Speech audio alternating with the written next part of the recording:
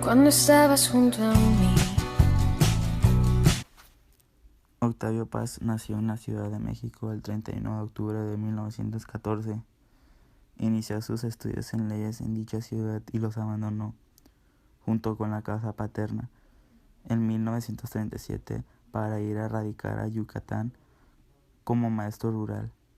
Ese mismo año se casó con Elena Garro, con quien más tarde tuvo una hija, y partió con ella a España para asistir en Valencia al Congreso Internacional de Escritores Antifascistas, al que había sido invitado.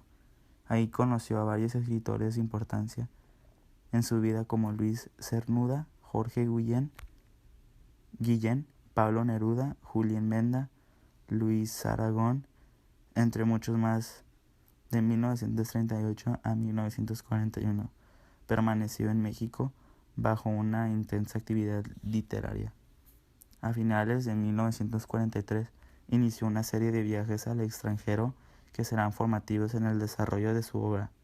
Pasó 2 años en Estados Unidos, el primer de ellos, 1944, con una beca de la Fundación Guggenheim.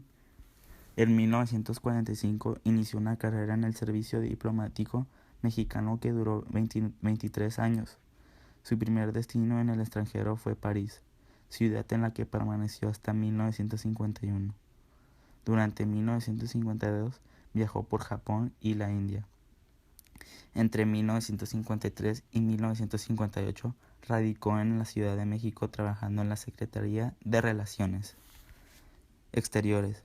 En 1959 fue nuevamente enviado a París y en 1962 fue trasladado a la India, en donde más tarde ocupó el cargo de embajador. En 1964 se casó con Marie José Dramini. En 1968 abandonó la embajada como protesta por la matanza de estudiantes que el gobierno mexicano ejecutó en Tlatelolco, finalizando así su carrera diplomática. A partir de entonces radicó en la Ciudad de México, en donde ejerció una sobresaliente participación en la vida intelectual del país con la proyección e influencia que le otorgaron el reconocimiento internacional que se ganó.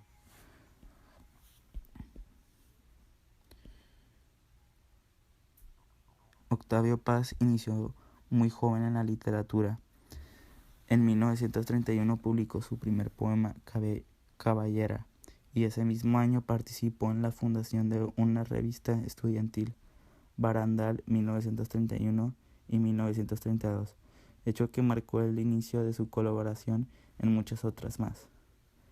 Cuadernos del Valle de México 1933 a 1934, Taller Poético 1936 a 1938, Taller 1938 a 1941, El Hijo Pródigo 1943 a 1946, Plural 1971 a 1976 y Vuelta 1976.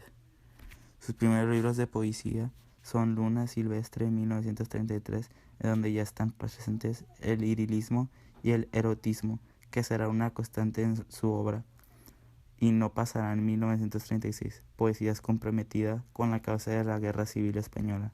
Ambos poemarios serán desconocidos por el autor y excluidos de sus recopilaciones posteriores.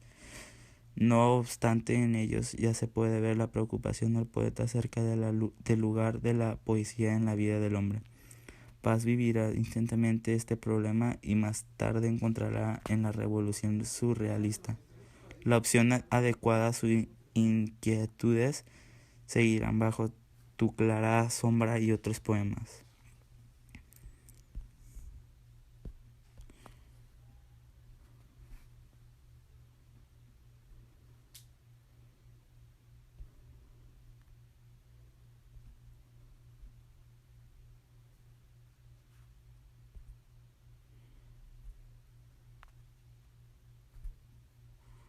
Una de las influencias de Octavio Paz fue Juana Inés de Asbaje y Ramírez de Santillana.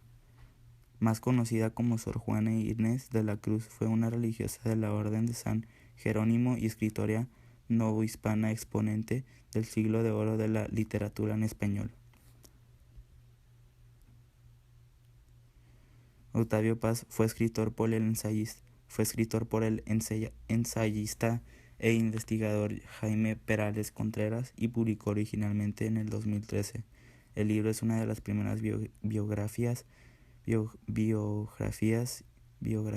intelectuales completas sobre la vida y obra del poeta y Premio Nobel de la Literatura Mexicana Octavio Paz, y además es un ambicioso estudio sobre la vida cultural y política en América Latina de fines del siglo.